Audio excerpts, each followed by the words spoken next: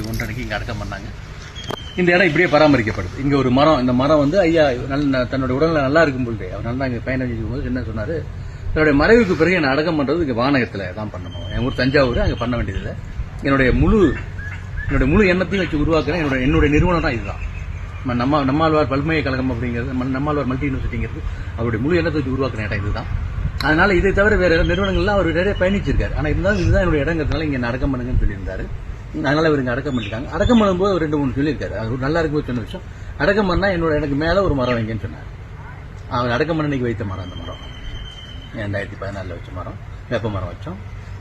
அதுக்கு அவர் சொன்ன காரணம் என்னன்னா, மிக முக்கியமான விஷயம் என்னன்னா, யாராவது எந்த உயிரும் இந்த மண்ணில் மாண்டு போச்சு, மறந்து போச்சு, இறந்து போச்சுன்னா, இயற்கை ஆயிடுச்சுன்னா அது மண்ணுக்கு உரமாயிரும் தெரியணியா. நான் உரமாயிட்டேங்கிறத வர சந்ததிகள் பாக்குற மாதிரி அந்த மரம் இருக்கணும்.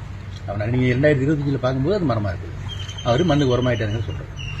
2வது விஷயங்கள் என்ன அப்படின்னா, என் மீது எந்த கட்டுமானங்களும் பண்ணப்படாது. காங்கிரீட் சிமெண்ட் பயன்படுத்தியோ கட்டுமானங்களோ என் மேல எந்த கட்டுமானங்களும் செய்யக்கூடாது. அது தவறு, இயற்கைக்கு முரணானது, அது இயற்கைக்கு ஏற்றதில்லை. அப்படி அதனால என்ன மேல எந்த கட்டுமானம் பண்ணப்படாது. அதே மாதிரி பராமரிச்சுட்டு இருக்கோம்.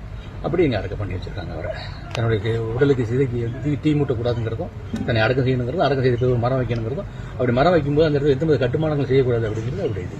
அது மாதிரி இங்க ஐயாவோட இடங்கள்ல வந்து அவருடைய விருப்பங்களுக்கு பூ போடுவாங்க. இங்க பூஜைகள் பண்றது இல்லை, தீவார்த்தனை காட்டுறது இல்லை. ஏன்னா அவர் காட்டக்கூடாதுங்கிறது அவருடைய விருப்பம்.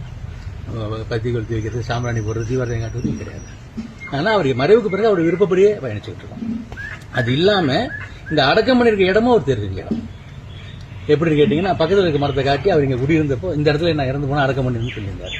அது அவருடைய மாணவர்களாக 2-3 பேர் கூட இருந்ததுனால அதே இடத்துல அடக்கம் பண்ண முயற்சி பண்ணி அவர் இந்த இடத்துல நினைச்சிருப்பாரு. என்ன கிட்டத்தட்ட காட்டும்போது இந்த இடத்த காட்டின மாதிரி ஒரு எண்ணம் இருந்ததுனால அந்த இடத்துல அவர் அடக்கம் பண்ணியிருக்கோம். எல்லா நிகழ்ச்சிகளும் மாணவத்துக்கு சம்பந்தப்பட்ட பயிற்சிகளாக இருக்கட்டும், அது வேறு பிறந்தநாள் விழாவாக இருக்கட்டும், எந்த நிகழ்ச்சியாக இருந்தாலும் ஐயாவுடைய இடத்துல இருந்து நாங்கள் ஆரம்பிப்போம். எப்படின்னா, தத்துவ ரீதியாக இந்த இடத்துல அவர் நிறைந்திருக்கிறார் அப்படின்னு நாங்கள் வேண்டோம். ஒரு